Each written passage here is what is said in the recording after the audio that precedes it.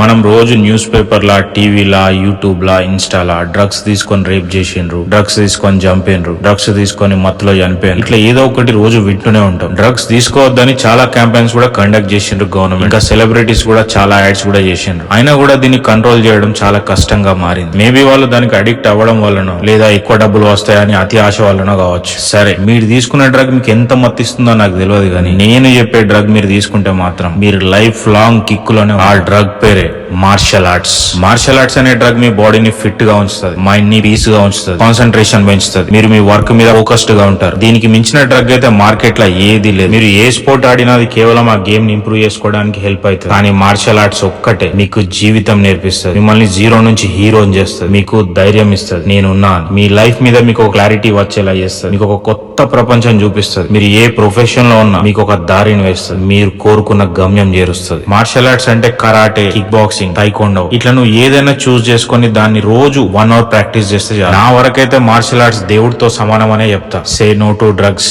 Yes to martial arts.